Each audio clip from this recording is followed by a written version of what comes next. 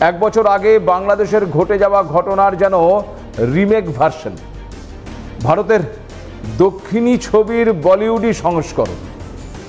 আর এখানেই সবচেয়ে বড় প্রশ্ন, তবে কি ছোট দেশগুলোর সরকারকে আসলে নিয়ন্ত্রণ করছে অন্য কোনো বড় দেশ? তাদের পছন্দ না হলে সরকার ফেলে দিতে চক্রান্ত করছে তারা। আর এখানেই কি উঠে আসছে ওই আমেরিকার নাম? সহজেই কি ধরা পড়ে গেলেন ট্রাম্প? এর আগের এপিসোডে জানিয়েছিলাম 2008 থেকে 2025 17 বছরের নেপালে 13 বার সরকার বদল হয়েছে। কেপি শর্মা ওলি মোট 3 বার প্রধানমন্ত্রী হয়েছেন। আরও একবার তাকে সরিয়ে অন্য কেউ প্রধানমন্ত্রী হতেই পারত গণতান্ত্রিক পদ্ধতিতে, কিন্তু এভাবে জোর করে তাকে সরিয়ে দেওয়া হলো কেন? এটাও গত এপিসোডে জানিয়েছিলাম যে ওলি ভীষণভাবেই চীনপন্থী মানুষ। ওলির এই চীনের প্রতি ভালোবাসায় কি তবে কাল হলো? খেয়াল করে দেখুন, আন্দোলনকারীরা নেপালের কমিউনিস্ট পার্টির পতাকা খুলে নিয়েছে। রাজতন্ত্রের অবসানের পর 2008 সালে নেপালের প্রথম গণতান্ত্রিক প্রজাতন্ত্রে প্রধানমন্ত্রী হয়েছিলেন মাওবাদী নেতা পুষ্পা কামাল দাহাল ওরফে প্রচণ্ড। সেই নেপালেই এখন একদিকে যখন প্রাক্তন মাওবাদী নেতারা নেপালে পুনরায় রাজতন্ত্র এবং হিন্দু রাষ্ট্র গড়ে তুলতে চাইছে, তখন অন্যদিকে আবার কমিউনিস্ট পার্টির পতাকা খুলে নিচ্ছে নেপালের জেনজি আন্দোলনকারীরা। আপনাদের জানাই, নেপালে কমিউনিস্ট পার্টি থাকলেও আমেরিকা প্রচুর টাকা বিনিয়োগ করেছে।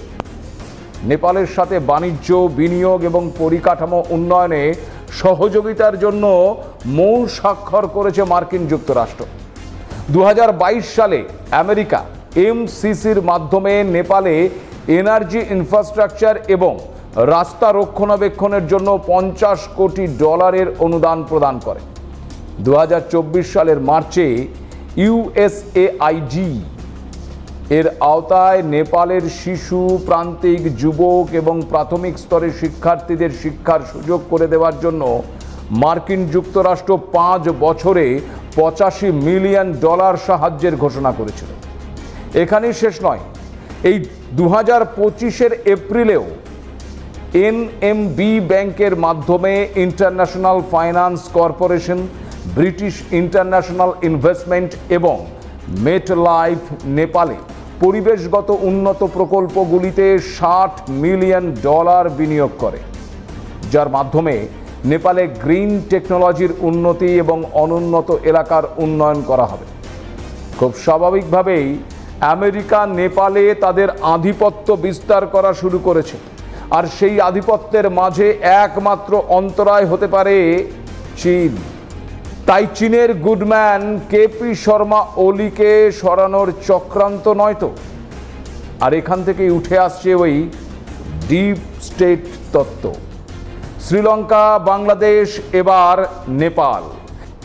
খেয়াল করে দেখুন, শ্রীলঙ্কাতেও ছিল চীনের জোরদার অবস্থান।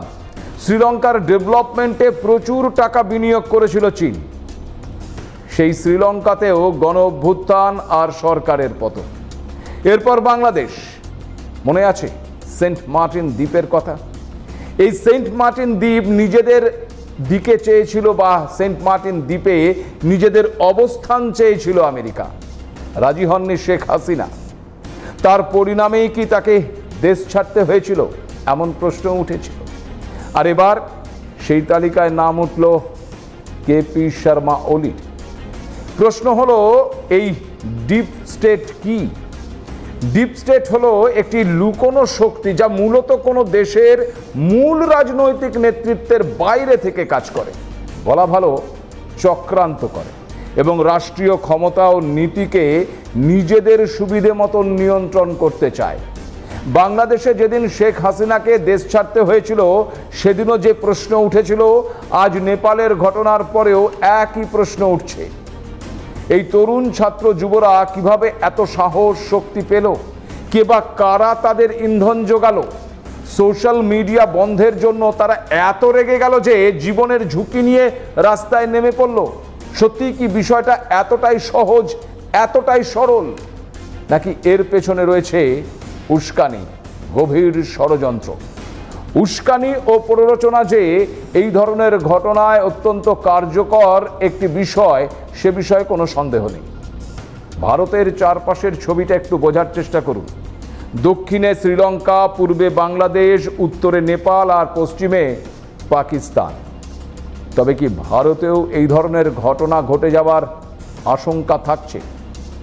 এমন চক্রান্ত কি তবে ভারতেও হতে পারে? একটা ইস্যুকে কেন্দ্র করে একটি শ্রেণীর মানুষকে উস্কে দেওয়ার ঘটনা যে ভারতে ঘটেনি তা কিন্তু নয়। খেয়াল করে দেখুন, কখনো কৃষকদের সামনে ঠেলে দিয়ে আন্দোলন গড়ে তোলার চেষ্টা হয়েছে, কখনো আবার সিএ বা ওই এনআরসির জুজু দেখিয়ে লোককে তাতানো হয়েছে। আর এখন ভোট চুরিকে ইস্যু করে আন্দোলনের নামে যে কথাগুলো বলা হচ্ছে, তাও কি ওই উস্কানির থেকে কোনো অংশে কম? লোকসভার বিরোধী দলনেতা, দেশের প্রতি তার দায়বদ্ধতা রয়েছে, কিন্তু রাহুল গান্ধী কি বলছেন শুনুন। There's also wonderful spot,